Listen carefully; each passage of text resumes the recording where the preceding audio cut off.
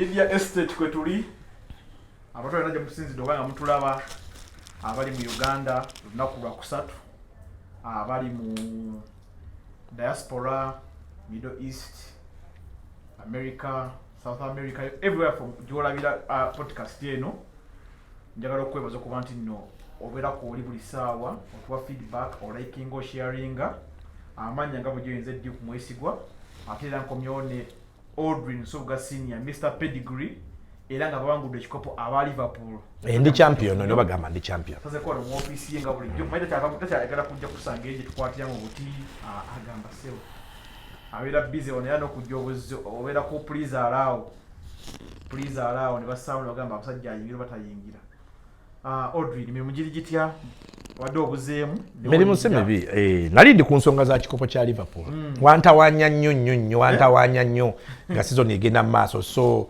I had to take time off byonna twabikoze nawe ne Uganda twabikoze omanyi wano Liverpool feka sikugenda ng'ekula olunaku lwetwangulako ekikopo lwetwakuba Spurs eggolo zaali 7-6 that is the day we took the title impressions ze twakola ku social media abawagizi za Liverpool zali 1.1 billion across the world 1.1 billion manyi social media data talimba 1.1 billion across the world. Tewali team, not even Real Madrid, has ever achieved those numbers. It tells you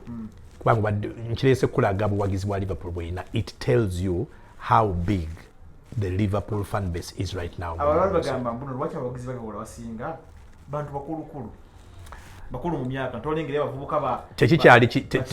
It's not factual. Njagala okole statistics oba okole just katenga kwiga okole survey genda mu masomero secondary schools genda mu primary schools today genda mu university kola survey out of every 5 bobuuza what team they support you will be shocked. Do you know why? It's because the last 15 years abaana gye bakuliddemu is when Liverpool has been winning, producing superstars, blah blah blah. Ate abantu by nature bagenda na team wewangula na bazanyi. If you look at the research here, there are more growing youth about Liverpool because they are growing up at a time when Liverpool is the dominant brand, the dominant color, never stars berese. So it's no longer true. Lwacha wagizi bagapulira mu Uganda babera bitu nnyo reserve tikyabanga bolinga nti wagizi basino abagizi bamanyi nti n'okebera ku mitimbagano okwetula akabakolera abali Liverpool bo bajja tebabera biti provocative babera Liverpool profile y'abagizi baffe yanjawulo because also of the tradition of the club. Kyovolaba nti Liverpool tuli proud nnyo tulina in quotes abagizi ba Liverpool balina class. Well, class. Yes. There's a class. Temulina class nawe temulina. Liverpool balina class. So, era empisa zaffe, traditions zaffe. Kankwe a very good example. Mwebuuza bwemba mulimbya transfer. Mwe mugende mwogana klabu za Bwenezereta, muleeta olina mujida. Weetuukiranga ensi yonna. Bwembeera mu bintu bya contracts. Muogana gundi asayinza twamala season yonna mugamba Salah agenda gundi Van Dijk agenda bwe mawulira okuva ewaffe nga Salah ateekako mukono mwagenda okuwulira nga Van Dijk ateekako polo naye nga mwemukoza amawulire gundi agenda nzukira nawe wandi bubi nnyo agenda gamba kale mumulinde so it's the way we do our thing ate eryanyi ate kati temukyalina kyakukola data statistics bwino temukyalina kyakukola Salah kakati he has confirmed as the greatest Premier League player of all time. Tewakyali kuwannanya tewakyali argument tewakyali of all time tewakyali kuwannanya. Let's go. Ate kati opta kakati atete mukola danger ne mugende eyo kuba kakati ataka sajja kugenda mukuba bubi temukola nsubira mugenda muzi opta so kolabe olaba ompira n'okuso anti kati ringo mutese wali noteka wali Salah the greatest Premier League player of all time is Mohamed Salah. Bwe mubanga mukozesa statistics records achievements n'ebirala to rate Messi ne Ronaldo ahead of everybody else. Mukulembeza ki Ballon d'Or, titles won, individual. Chebakozesa okuratinga Salah, Messi ne Ronaldo throughout history. Okuba making the top players bwe mugamba mu simanya goats is individual achievements, awards n'ebirala. Henry ne Salah bino si byakukayana. Henry ne Salah twandikirewa because this is important. Twandikirewa ne era guli yasambi bino tebirimu era kati ogenze mu era biveke ebyo kati ogenze mu era bonogenda mu era nja kugamba nti era ya Messi ne Ronaldo has been the weakest for the last 20 years. It's been the poorest era of footballers.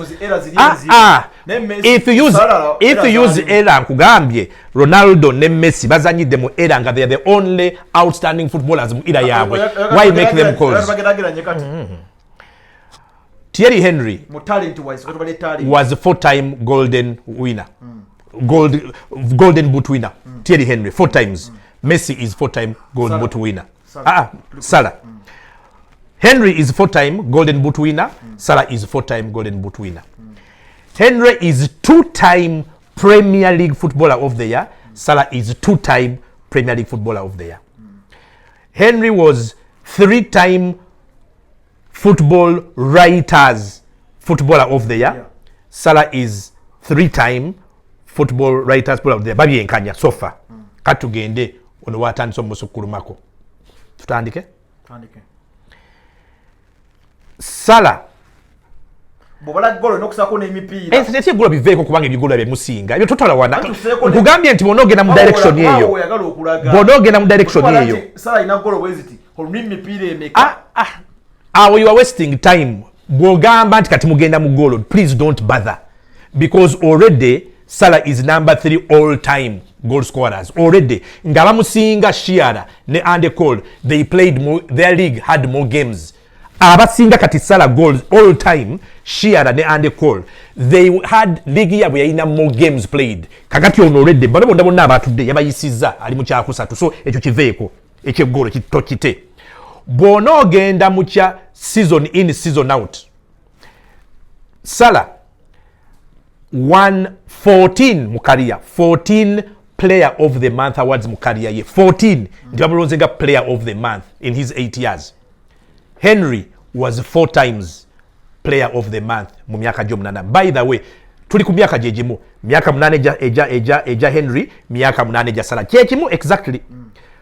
14 time monthly best player mu Premier League oyo Salah. Henry yakikola emirundi 4. Waliwo kye bayita Professional Football Association Player of the Year nga ba professional footballers balonze. As we speak, Henry yakakiwangula emirundi 2, Salah yakakiwangula emirundi 2, but like it or not Salah agenda kiwangula emirundi 3, so he will be already 1 more than Henry. But tugenda mu by'okuwangula, Henry yawangula league 2, Salah yawangudde 2. Bwe tugenda while as a national player, what Henry did and achieved in Europe as a national player, nothing. Salah while as a football player ngali mu league kyakolede na achieving as a Liverpool player, Champions League, I don't know how many finals he's played, Super Cup, FIFA Club, Super Cup, FIFA Club World Cup, Nangula European Super Cup, I never come up bitane ebya Europe. Salah as a Liverpool player, Henry tewangula na chini. For style bokwata Mohamed Salah ngali wali Thierry Henry Maseka fatwa tumita Maseka ngali wali. You want a complete player. Omuzanyi pamino gante wangudde wanze ejja kugamba nti ele on bintu byakola tewayo social media ina kujja bulungi social media complete player anka tuli mbintu bya bulya. I agree. Talent, flair, technical skills, flair ne talent choise kuli Henry yasinga nti bompa ekimuli kya rose noteka wali ekiri musimanya kya nemene ekimula nobiteeka wali petals ekimuli kya rose kyosookerako, no question.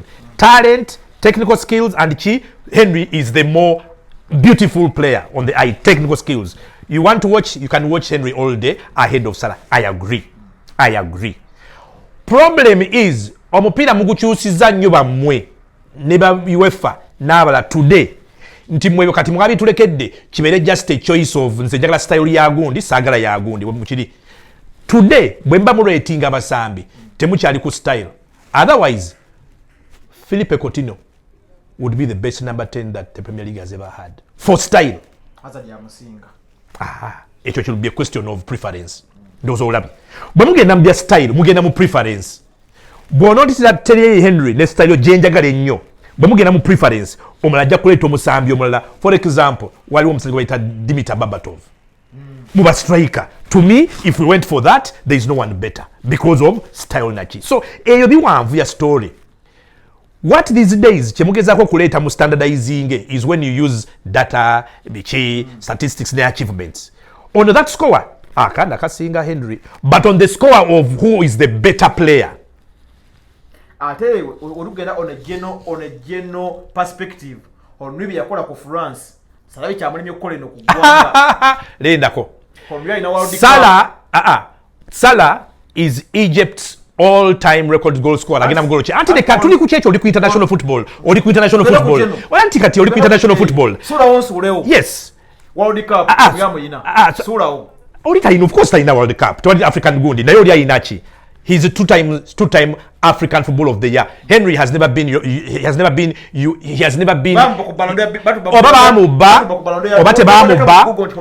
Henry has never won a continental award as the best player on the continent. He has never. Talina Bando, Talina UEFA best player, nothing. He has never been awarded as the best player in Europe or the world. Area wafe ku continent. Salah ina bibiri. And this year agenda kufuna ebyokusatu. Genda kuchira. Top scorer international. Salah agenda mu golo 9 all time Egypt scorer. Henry is not. Jiru wamwe amusinga ne golo mu national team. Tugende kuchira. Naye nga amuyiseeko. Yes amuyiseeko. Tugende kuchira mpechira. Tugende uyo nze nte mutwala. Kikopo ekiri ku Europe. Salah kyayina oluya kiwangula. Champions League oluya mwangula mu Barcelona. Tuli ku Henry as an Arsenal player. Salah teyasambira Barcelona, Salah asambira mu Premier League. To stretching ejja kuba argument ndala. We are talking about whether Henry is greater than Salah mu Premier League. Wetuli toleeta kintu kitali ku Arsenal na Henry. Ekigambo kya Henry mu Premier League. Nze mpanti nze ncha era kawakulume kubanga njagala ompe. Njagala ompe. Twamutuuza wali actually. Njagala ompe. Twamutuuza wali tumulako bulabi. Kakati mbadde mwerimba. Mbadde mutuuza kati wali omwana challenge. You were right for as long as there was no challenger. Ne ku Emirates bamukolerawo ki. You were right as long as there was no challenger. Monument ne Ferguson bamubuuzaako ba Premier League's greatest. Bamubuuzaako kati obuuza today. Kati obuuza today. Nange kati ombuuza. Nange kati ombuuza. Listen, onomogera mu Google. Kati musa wa Assumption ya pool eyingira mu kine ejjo omusajja wa tewali pool Assumption jere senze nkubuze kibuzo kimu. Mpaye ekintu kimu mu Premier League. Bakasambira bonna emyaka 8 mu Premier League. Mpaye ekintu kimu kyonna mu mupiira. Ogwa Premier League bali mu England. Henry kyasinza Salah kikulemye because tekiriyo. Anything whether it is kibawangudde as an individual obanga club mpayo kimu ngambe mu kino tekiriyo. Kakati tugenze mu bya style tuze mu bya style. Aldrine Nsubuga senior bayisawo musajja Mosala naye munna. Tewakyali kyakola oyo Salah kati abalina the greatest Premier League player of all time. Tukole Premier League best 11 yo ne mu season yenu. Best 11. Kuva mu golo paka mu namba 11. Namba emu kampo wa Arsenal David Raya. Tick. Njamuwa namba emu. Namba 2 David Raya mwadde namba emu. Namba 2 ani abadde consistent. Bana babiri aba fullback abadde tebali consistency ya babiri. Consistency ya babiri wadde mulwadde tabadde babiri tebankoze bulungi mu timu zonna. If I'm to choose one ate ngenda ne Timba consistency and the fact nti era azanyidde mu best defense in the league ate nga ye ng'omusambi on his own mu season abadde mulungi olwokuba of course ye Timba sinti bw'omwogera ku Timba mbu outstanding mbu n'omwogerako nnyo naye bw'okwata Timba ne effectiveness ne job omulimu gwakola n'omuteeka wali Timba ayita he scores that odd goal which is good muzibu nnyo wa kugetinga past muzibu nnyo mukula mwana muto so I go with Timba number 2 number 3 ngenda ne omwana wa Bournemouth owa Bournemouth yani Keksi oba whatever Casey owa satu wa Bournemouth alina omupiira gwe style ye yonna yonna nga balaba Andy Robertson at his best he bombards ngagenda maaso atombulira nze ngenda na wa Bournemouth number 3 center back of course Van Dijk agenda kubeera ttano agenda kusiba ekiwero awo kamwene ekisajja kyammwe batwalize muli twale nze ngenda n'omusajja wamwe Saliba Saliba ne Van Dijk bagenda kuzanya center back yange nyola ntino timu yo einamu mu baka muli namba 3 mpadde goalkeeper wamwe Timba ne Saliba oyo twalize muli tugenda kola 4-3-3 ba midfielder basatu wakati Ryan Gravenberch ayina okubeera mu midfield eyo Gravenberch omuwadde Bruno Fernandes ayina okuba mu tiimu eyo ne Bruno Fernandes ayina okubeeramu then ne Declan Rice kanjikudiremu Declan Rice Bruno Fernandes Ryan Gravenberch aha buzibu bone Bruno tosobola kukwata Bruno Fernandes tumia na 16 n'omubuusa Makalista n'omubuusa tewali central midfielder tewali central midfielder tewali central Bruno Fernandes tazanya wa Kaisido anti kati nze kyekugambe Bruno Fernandes alina okubeeramu why Bruno Fernandes even with United at their worst era nga ne Bruno Fernandes yenyini because of the team poverty at his worst mu season yeno teri central midfielder mu England asinga Bruno Fernandes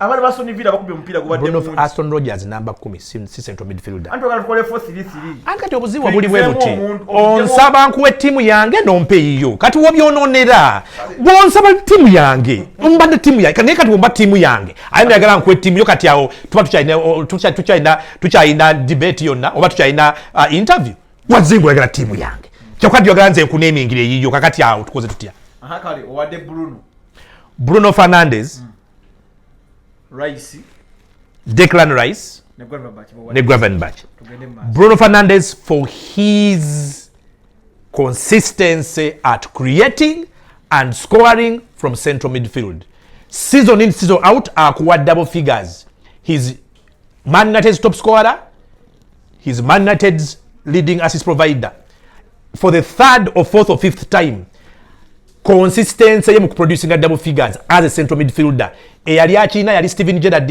in his time yali Frank Lampard in his time abadde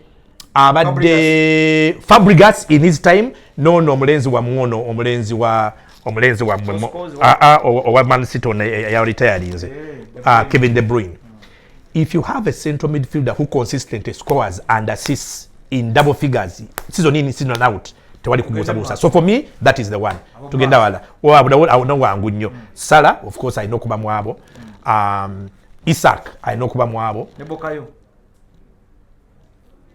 nja kuwa Salah Isaac tombulira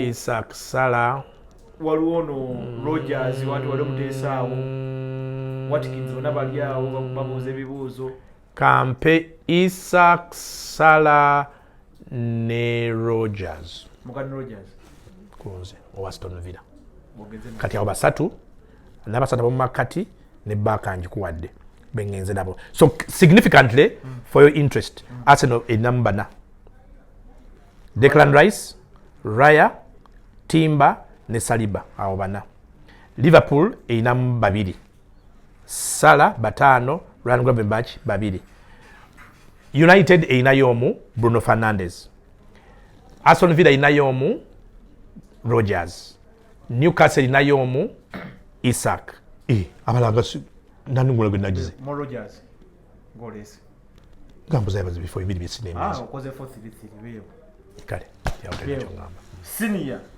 Andrea Bata sporting director yavude kwa Madrid agenda ku Arsenal ekizibu ekiremesa Arsenal kuwangula ekikopo bamaze do kino gere daga era sawaza ero kati tulukuba mwenda babiri tuli mukwebuuzaako ekibuuzo kyammwe ekizibu kyammwe kibadde ki mwenda kigenda kiddibwamu kati so far tulina amannya abiri agazze Sesko Benjamin Sesko Gyokeres twebuuza tulondekaani kino kyo kyo kwebuuza naawe government ani gwotwala mu timu Sesko ayina emyaka 21 azanyira Leipzig mu German at 21 years yakazanya season 2 at top level mu Bundesliga mu season 2 ze yakazanya eno season yakubye goal 14 la season yakuba goal 13 he is a 13-14 goals striker double figure ne 13-14 goals assists ndoza alina 5 dansi aliranga 3 oba 4 assist ali bwatyo bomugatta goals contributions buli mwaka for now ali mu 17 goals contribution per season myaka 2 mugumu to win the league to challenge for top honors you need a 20 goal per season striker Sesko ku 14 ne 13 ali ku numbers za Mr. Bukayo Saka who is a winger already that's what Bukayo Saka does buli season okujjako eno gyalwadde naye buli season Bukayo Saka mu Arsenal akuwa at least naye ngoyo ki winger kipya ki kyobolese ne Sesko Kai Havertz gwe mutayagala nakinaki mubi tasebe but it is true lwaki abeera mu golo 11 golo 9 alina yawo olumu like season yeno olina n'abazannyi nga Martinelli bali awo Trossard natebayo 11 12 Trossard 11 n'abeera mu 9 what am I trying to build for you Sesko talina njawulo na Trossard Martinelli basanzeeyo bali mu region ki yemu eyegoola and that is the reason why you are suffering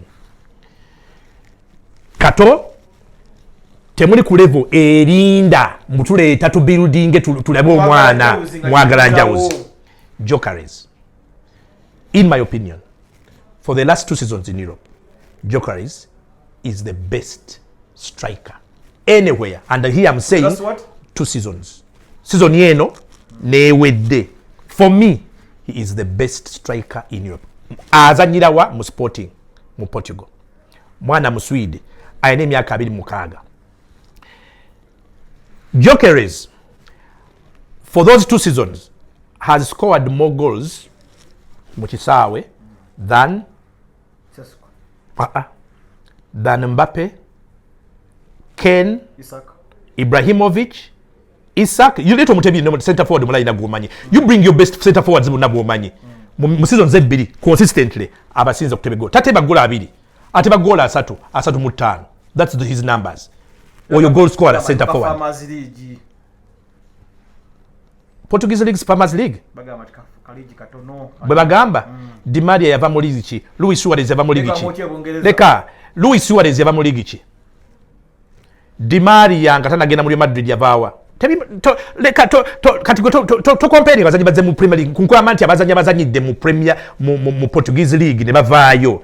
Bafudde oba nze kuwa the best examples kati nkuwa shining examples kati nzikuwa nkuwadde already nkuwadde Luis Suarez nkuwadde Di Maria Diogo Jota nkuwadde Luis Diaz gwe tulina kati Luis Diaz owaffe we can go and give Bruno Fernandes yavaawa mu ligi ambagamba lwacha kima Isa ko wede I tested proven mu ligi eyo anti kakati singenda mu Gyokeres kakati Gyokeres ugere mu Champions League season yene yakubye goal 6 an assist yemu that is top level Champions League season yewedde tugende mu assists Gyokeres buli season akuwa assists 10 oba 11 n'omusobyo assists ya Gyokeres ziri mu double figures goals contributions ya Gyokeres ziri both what goals ali mu 3 contributions za goals 13 bwogatta contribution ye goal ali mu 3 his average goal contributions per season is 35 meaning you need a striker to abata tebye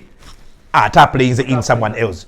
Now we mwagala omutoniririrwa mwagala omukendeeza nkyali mu ki Farmers League anze mwagala naye abantu bagamba muno kali mu Farmers League anti babitegeera abatali mu Farmers League be baani abali mu liigi ennene bakuba goolo 10 bakuba goolo 11 bo bagamba nti bali mu Farmers League kye batugamba.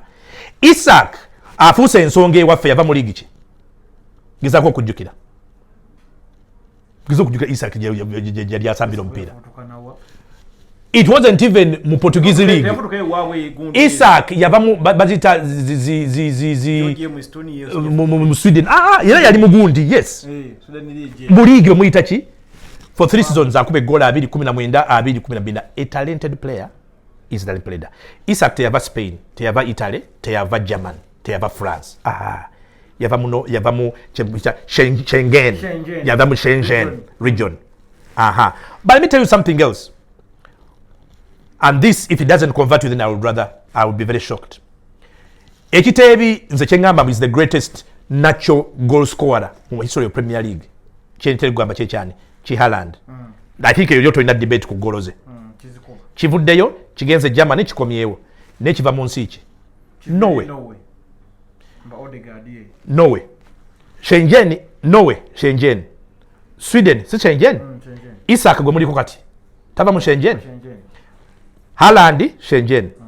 Isaac aba Schengen. Kakati no nkugatirako Gyokeres from Sweden.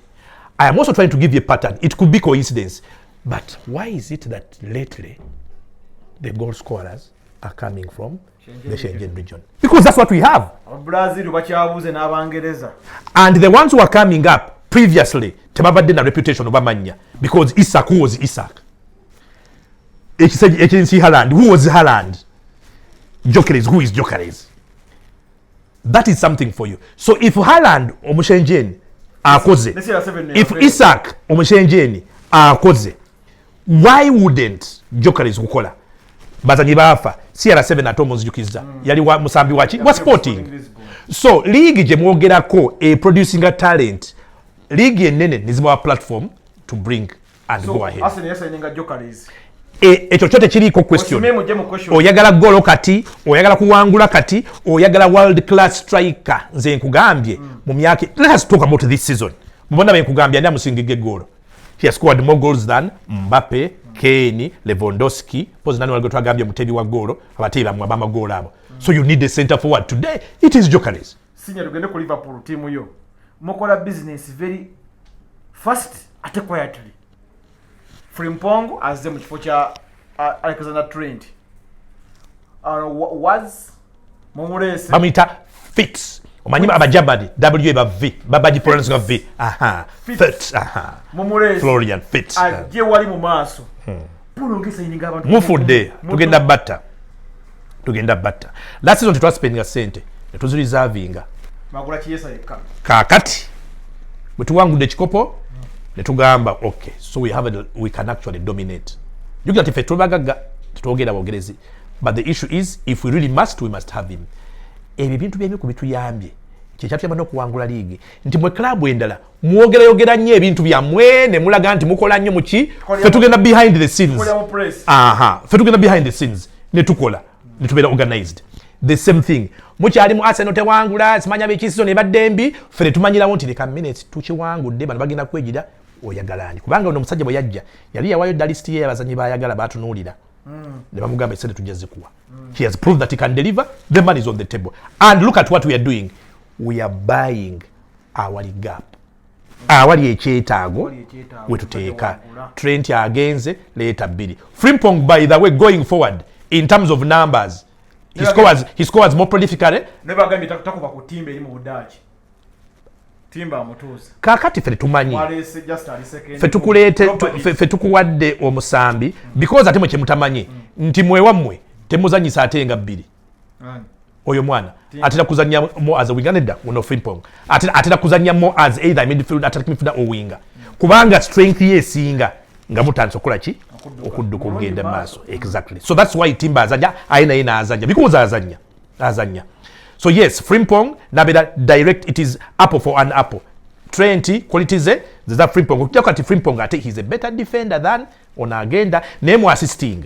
mukuteeba eggolo ate ye mukuteeba sti golo aziteebera ddala ne bano abadayongereza abazaayo kawonera kanaasobola kubanga bazaayo bwati awo Salah tamubuuza ebibuuzo katamubuuza ebibuuzo anti kakati awo yamukwata nga agenze bwati ate kati Trent takibalaze nawangula ebikoko bye nga ali mu defense ekola ennyo bwetyo so bwe tugeze kati Fitz gwe twesibyeko we didn't have a number 10 era bulijjo otera okubimbuuza bano ekizibu kyaffe olina lwe waŋŋamba nti omupiira gwe temunyumya and I told you are right ensonga lwaki omupiira gwaffe tegutegerekeka toyinza kugamba nti stylish oba kigubadde gututawaanya gubeeraawo ne tukosa wing gubeeraawo it's because player ffe coming through the middle in between the lines tiimu yonna esamba obulungi enyumisa omupiira oba olina okuba nga in between the lines namba 10 waasambira awo olina okuba ne namba 10 ali made for that.